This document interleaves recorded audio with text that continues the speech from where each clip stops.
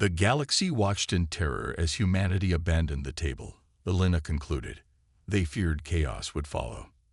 Instead, they found revolution, not of weapons, but of ideas, not of destruction, but of creation.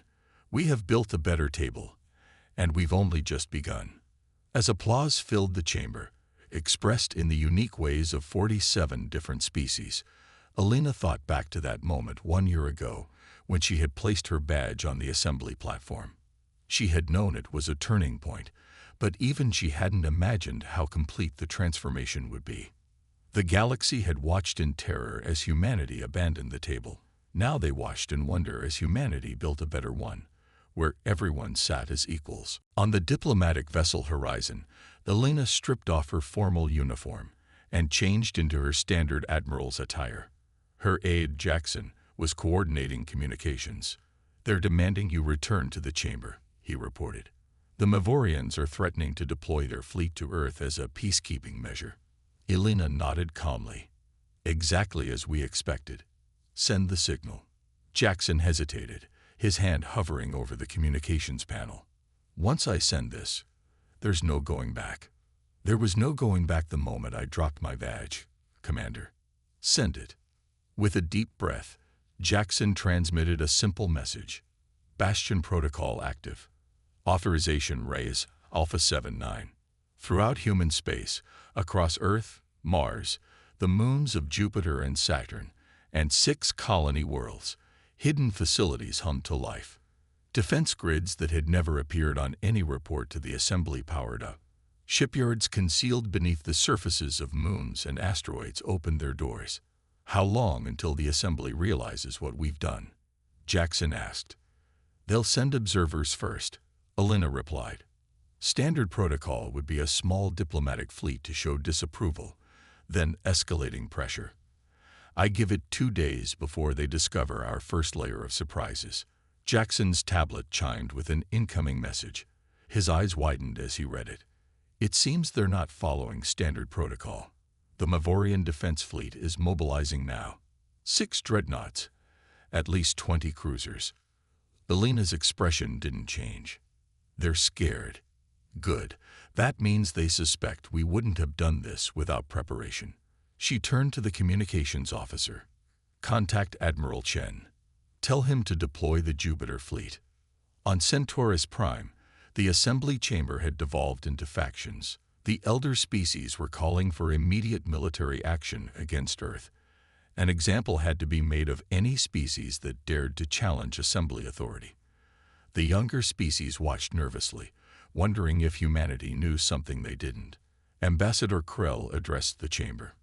"Before we rush to military action, perhaps we should consider why humans would make this move. They are not irrational beings.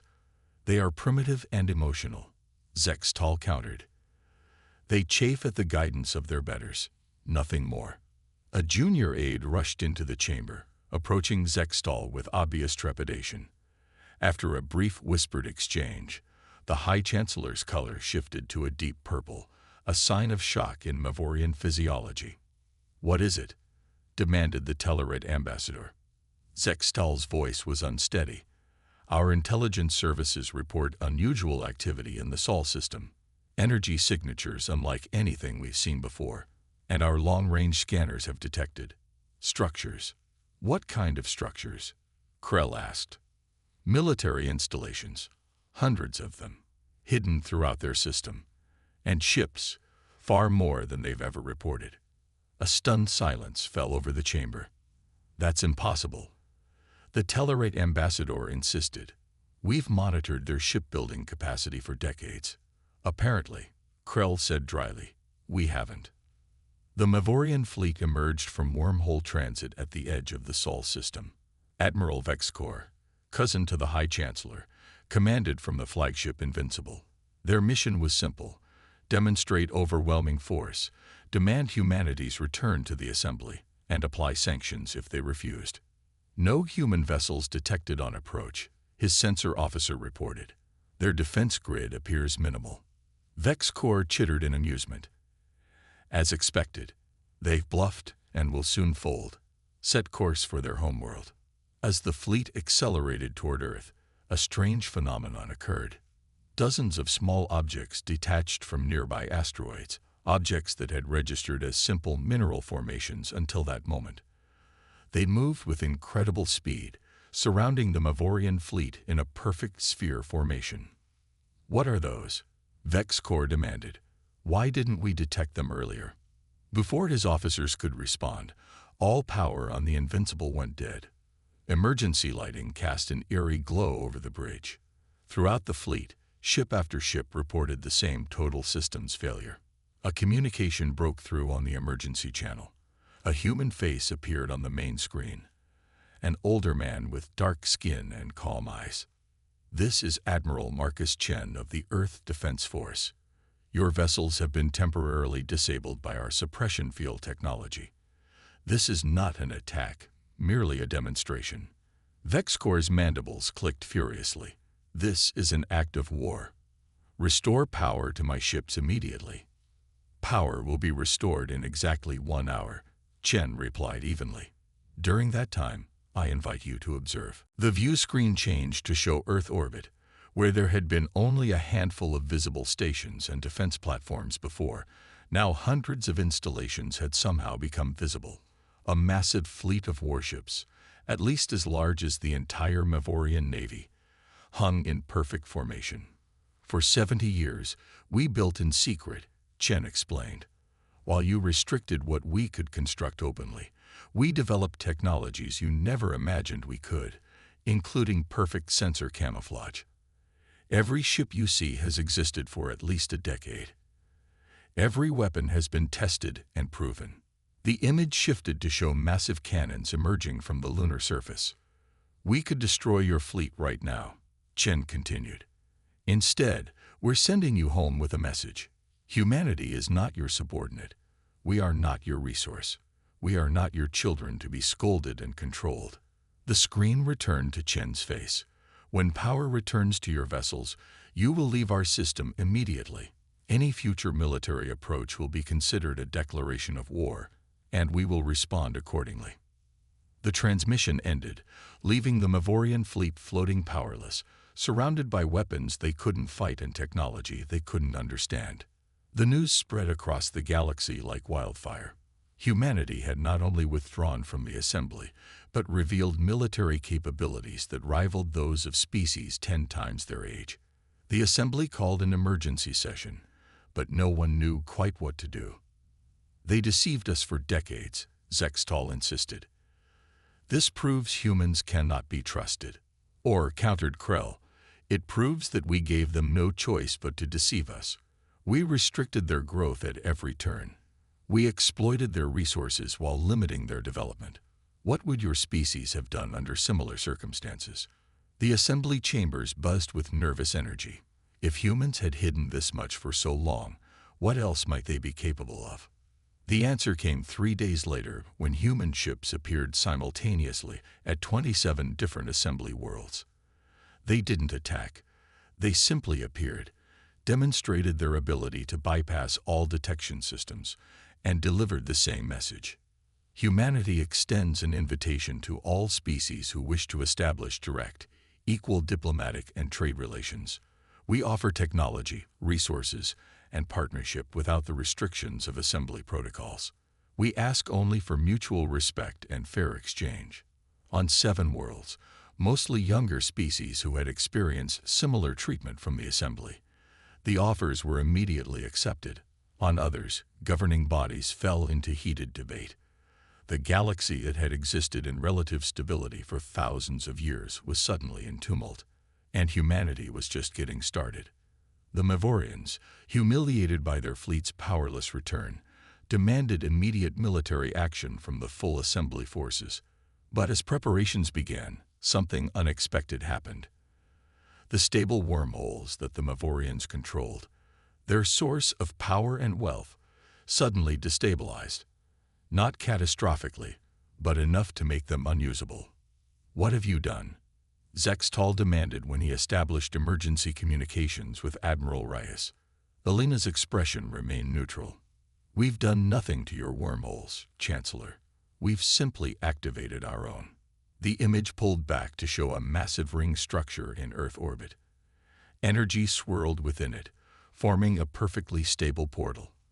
For 50 years, we've studied wormhole physics while you thought we were focused on basic propulsion technology. We've now established 15 stable transit points throughout our sector, free for use by any species willing to engage in fair trade practices. Zextal's color drained to pale yellow, a sign of extreme fear in Mavorians. You can't. This changes everything. Yes, Alina agreed.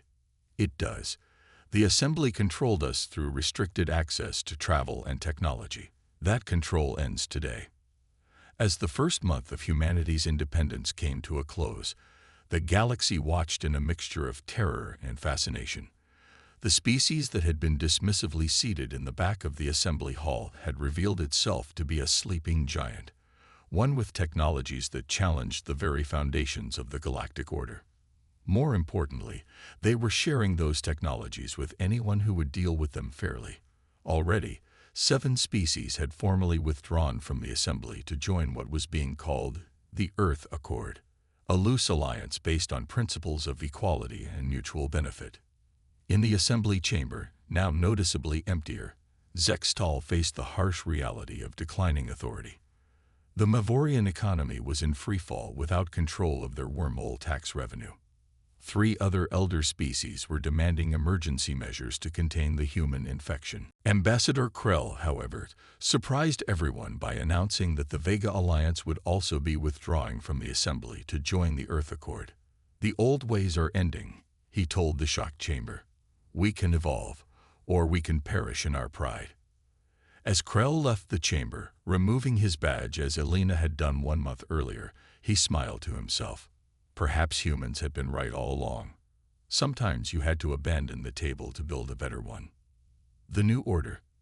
6 months after humanity's dramatic departure from the Galactic Assembly, the balance of power had shifted dramatically across known space. What had begun as one species' defiance had evolved into a movement that threatened the very foundations of galactic governance. The Earth Accord, once just 7 species, now included 23 member worlds. Each had withdrawn from the assembly, choosing instead the principles of equality and mutual advancement that humanity offered. Among them were not just the younger, more marginalized species as expected, but also several mid-tier powers who had grown tired of the elder species' control. On New Terra, Earth's largest colony world, representatives from all 23 species gathered in the newly constructed Accord Hall. Unlike the imposing, hierarchical design of the assembly chamber, this hall was arranged in a perfect circle, with no seat higher or more prominent than any other. Admiral Alina Reyes, now serving as Earth's diplomatic coordinator, stood at her place as the session began. Beside her sat representatives from worlds as diverse as the crystalline hives of Dinabai V and the gas giant dwellers of Jovari Prime. The first biannual meeting of the Earth Accord is now in session, announced the elected moderator, a vegan named Krell, the same ambassador who had been among the first to leave the assembly. Our agenda today focuses on the expansion of the wormhole network and our response to the Assembly's recent economic sanctions. Alina surveyed the chamber with quiet pride. 6 months ago, these species had been virtual strangers, separated by Assembly protocols that carefully limited direct interaction between developing worlds. Now they were partners, sharing technologies and resources that had been hoarded by the elder species for centuries. Before we begin, Alina said, I'd like to acknowledge our newest members. The Tellarite Confederation's decision to join us marks the first time an original founding member of the Assembly has chosen a different path. Ambassador Vork, we welcome you. The Tellarite representative, a stout being with tusked features, nodded respectfully. For 800 years, my species helped build the Assembly. It was not an easy decision to leave. But when we saw how quickly your distributed wormhole network revitalized trade in the sectors you operate in, we knew the old system was truly obsolete. From across the chamber, the Nexian representative, a species that resembled Earth octopi, extended a tentacle in greeting. The Tellarites were once our bitter rivals under assembly divisions. Now we find ourselves allies. Perhaps there is hope for this galaxy after all. As the meeting progressed, discussions turned to practical matters. The expansion of the wormhole network, sharing of medical technologies, and joint defense initiatives. Unlike the assembly's glacial pace, decisions were made quickly, with each species having equal input regardless of their technological development or military strength. On a private channel, Lieutenant Commander Jackson leaned toward Elena. "Assembly surveillance ships have been detected at the edge of the system," he whispered. "At least 15 vessels, using their highest-grade stealth technology." Elena nodded slightly. "Let them watch. Everything we do here should be seen." In the increasingly empty chambers of the Galactic Assembly, High Chancellor Zextal faced a crisis unlike any in the institution's 5-millennium history. 1/5 of all member species had now withdrawn, and others were openly discussing the possibility. The latest economic reports are concerning, reported the Mavorian economic minister.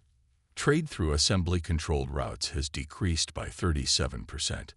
The human wormhole network now handles nearly half of all galactic commerce, despite covering only a fraction of total space. Zextal's color darkened with rage. "They're strangling us without firing a shot." "There's more," the minister continued reluctantly. "The technology-sharing program they've implemented has accelerated development on previously restricted worlds. The Nexians have already adapted human quantum computing principles to their unique biology. The results are unprecedented." From the senior section of the chamber, Elder Davix of the Solari Dominion rose. The Solari were among the oldest species in the galaxy, having achieved spaceflight when humans were still hunting with stone tools. She activated a holographic display showing the exponential growth of trade through Earth Accord wormholes, the technological advancements being shared among member species, and the migration of talented individuals from assembly worlds to Accord territories. "This is just the beginning," she said. "Within 5 years, the economic center of the galaxy will shift entirely to Accord space. Within 10, our combined technological advancement will outpace even the eldest assembly members." Tilak of the Regilian Compact spoke up. "And if we refuse your offer?" "Then we continue as we have been," Elena replied simply. "We build, we grow, we cooperate, and we welcome any species that wishes to join us, including yours, Ambassador Tilak." The implications hung in the air. It wasn't a military threat, but something potentially more devastating: irrelevance. "You have 1 standard month to consider our proposal," Elena concluded. "We will return for your answer then." As she turned to leave, Zextal found his voice again. "You would destroy thousands of years of stability for your human concept of equality." Elena paused and looked back. "Chancellor, that stability was built on the suppression of countless species' potential. It wasn't peace, it was stagnation enforced by power. We're offering something better. A galaxy where all can rise together." As the doors closed behind her, the chamber erupted into chaos. On the diplomatic vessel Horizon, Elena removed her formal uniform just as she had 6 months earlier.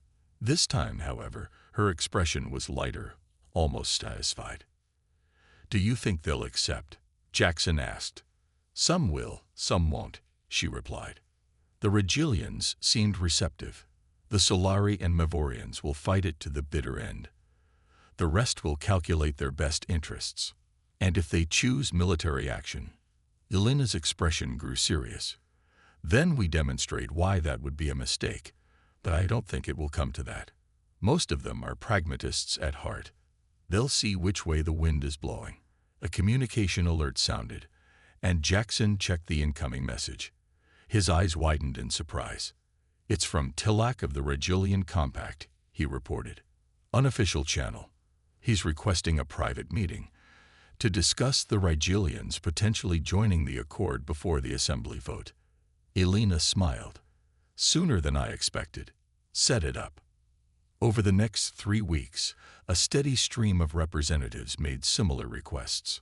Some came openly, others in secret. By the time the month deadline approached, 7 more species had already announced their intention to withdraw from the assembly and join the Earth Accord. The day before the scheduled assembly vote, Alina sat in her office on Nutera, reviewing the latest intelligence reports. A soft chime announced a visitor. "Enter," she called. The door slid open to reveal a familiar face. Dr. Maya Patel, the physicist whose breakthrough 20 years ago had made everything possible. Now in her 70s, she still carried herself with the energy of someone half her age. "I thought you'd want to see this," Maya said, placing a data tablet on Alina's desk. "The final calculations for the galactic wormhole network. With the new member world's contributions, we can establish stable transit points in every major sector within 5 years." Alina studied the projections, amazed at how far they'd come. "When you first showed me your theory about dimensional folding, I couldn't imagine we'd be here so soon." Maya smiled. "When the Assembly rejected our petition to establish even a single wormhole station, I thought we'd never get anywhere. Their rejection was the best thing that ever happened to us." "How so?" "It forced us to develop in secret, to innovate in ways they couldn't monitor or control. In trying to keep us dependent, they made us more self-sufficient than we ever would have been otherwise." Alina nodded thoughtfully. "And now we're offering that self-sufficiency to everyone." "That's the real revolution," Maya agreed. "Not our technology itself, but our willingness to share it." The next day, Alina once again stood before the Galactic Assembly. The chamber was noticeably emptier than before, with 30 seats now vacant. "The Assembly has deliberated on your proposal," High Chancellor Zextal announced, his tone formal and cold. "By majority vote, we reject the dissolution of this body. The Galactic Assembly has maintained order for 5 millennia. It will not be undone by human impatience." Alina had expected this. "And the minority position?" Elder Davix bristled. "Irrelevant. The Assembly has spoken." "I believe," Alina countered, "that each species has the right to determine its own path. Those who voted against the majority should have the opportunity to state their intentions." After a tense silence, Tulak of the Rigelian Compact stood. "The Rigelian Compact withdraws from the Galactic Assembly, effective immediately. We will join the Earth Accord as equal partners." One by one, 12 more representatives rose and made similar declarations. Each removed their identification badge, just as Alina had done 6 months earlier, and placed it on their seats. When the last had spoken, nearly half the remaining assembly members had chosen to leave. Elder Davix's harmonics were so distorted with rage that his translator completely failed.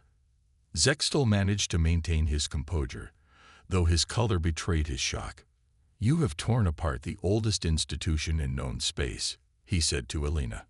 "Are you satisfied with this destruction?" "This isn't destruction, Chancellor," Alina replied.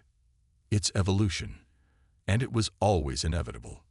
Your system was built on inequality, on the premise that some species deserve to advance while others should be controlled. Such systems always fall eventually." She looked around at the chamber, now less than half full. "To those who remain, know that the offer remains open. The Earth Accord, or the Galactic Union, as it will soon be known, will welcome you whenever you're ready to join as equals." As Alina left the chamber for the final time, she felt a profound sense of completion. What had begun with a simple act of defiance, abandoning the table where humanity had been marginalized, had transformed into a new beginning for dozens of species. 1 year to the day after humanity's withdrawal from the Galactic Assembly, representatives from 47 species gathered in the newly completed Grand Hall on Earth. The circular chamber, with its crystalline dome reminiscent of the Assembly Hall, but with perfect acoustic properties that allowed all species to communicate without technological assistance, symbolized the new order. Alina Reyes, now serving as Earth's first counselor to the Galactic Union, stood before the assembled representatives. Behind her stood Maya Patel and Marcus Chen, along with other humans who had helped make this moment possible. 1 year ago, Alina began, Humanity abandoned a table where we were not welcome as equals. Today, we gather at a new table, one built together, where every species has equal voice and equal opportunity. She gestured to the chamber around them. This union is founded on principles that may seem radical to some, that advancement should be shared, not hoarded, that cooperation yields greater progress than competition, that diversity of thought leads to innovation beyond what any single species could achieve alone. Around the chamber, representatives nodded in agreement. The past year had already proven these principles sound. Worlds that had been technologically restricted for centuries were now flourishing. Trade flowed freely through the expanding wormhole network. Medical advancements were being shared that had previously been reserved for only the most privileged species. The old assembly still exists, Elena acknowledged. Diminished, but defiant. They predict our failure. They wait for our alliance to fracture under the weight of our differences. She smiled. But they fundamentally misunderstand what we've created. We don't seek uniformity. We celebrate our differences while recognizing our common goals. Each species brings unique perspectives, unique capabilities. Together, we are building something greater than the sum of its parts. As she spoke, a message appeared on her private display. The Mavorian Dominion, Zextal's own species, had just announced their withdrawal from the assembly to join the Union. The old order was crumbling faster than anyone had predicted. The galaxy watched in terror as humanity abandoned the table. The breaking point.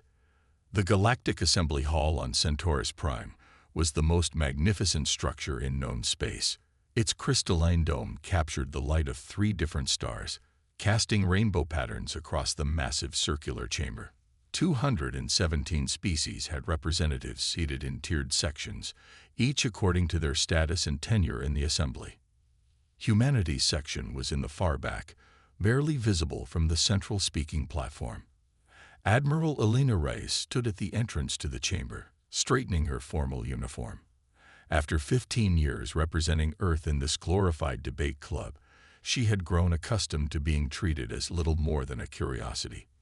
Humanity had been permitted to join the Galactic Assembly 70 years ago, after their first tentative steps beyond their solar system.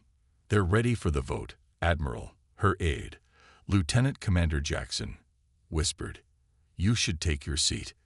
Elena nodded, feeling the weight of what was about to happen pressing down on her shoulders. Let them wait a moment longer, she said. The central topic of today's assembly meeting was trade route taxation through the Orion Arm, Earth's arm of the galaxy. The Mavorian Dominion had proposed increasing transport fees by 300%, which would cripple humanity's fledgling interstellar economy. The Mavorians controlled the only known stable wormhole network in that sector, and they were leveraging that control mercilessly. As Elena finally walked to her seat, the Assembly Arbiter, High Chancellor Zextal of the Mavorian Dominion, noticed her arrival. The human representative finally graces us with her presence, he announced, his translator converting his chittering speech into the standard galactic language. Now we may proceed with the vote. I request to speak before the vote, Elena said, her voice amplified throughout the chamber. Murmurs rippled through the assembly. Humans rarely spoke. They were expected to observe and accept the decisions of the senior species. The assembly has already heard arguments for 3 cycles, Zextal said dismissively. The voting will now commence. Elena stood her ground. Under Assembly Protocol 7b, any affected species has the right to address the chamber immediately before a vote that impacts their sector. More murmurs, these tinged with annoyance. The ambassador from the Tellarite Confederation, one of the older members, leaned forward. Let the human speak. Protocol is protocol. Zextal's upper appendages twitched in irritation. Very well. The human representative has 2 minutes. 2 minutes to change 70 years of systematic exploitation. Elena walked to the central platform with measured steps. For 70 years, humanity has participated in this assembly, she began. For 70 years, we have respected your protocols, followed your regulations, paid your taxes, and contributed our unique perspectives and resources to the galactic community. She paused, looking around the chamber. Most representatives were already looking at their data tablets, barely paying attention. In return, we have watched as you've systematically stripped our system of resources, restricted our technological development, and treated us as children at the adults' table. That got their attention. Heads raised, appendages stiffened. The proposed taxation increase is not about order or stability, as claimed. It is about control and exploitation, and humanity will no longer accept either. The chamber erupted in outrage. Zextal banged his gavel, the sound reverberating throughout the hall. "You forget your place, human," he declared. Elena smiled coldly. "No, Chancellor. For the first time, we remember it." She removed her assembly identification badge and placed it on the platform. As of this moment, humanity formally withdraws from the Galactic Assembly and all associated treaties. The chamber fell silent, then exploded into chaos. Zextal's voice cut through the uproar. "This is absurd. You cannot withdraw." "The penalties are irrelevant," Elena interrupted. "Good day, representatives. History will remember this moment." As she walked toward the exit, a low voice spoke from nearby. It was Ambassador Krell of the Vega Alliance, one of the few who had occasionally supported human initiatives. "This is madness. Admiral," he whispered, "you cannot survive outside the Assembly's protection." Elena paused briefly. "We've never had the Assembly's protection, Ambassador, only its restrictions." She continued walking, not looking back at the pandemonium she left behind.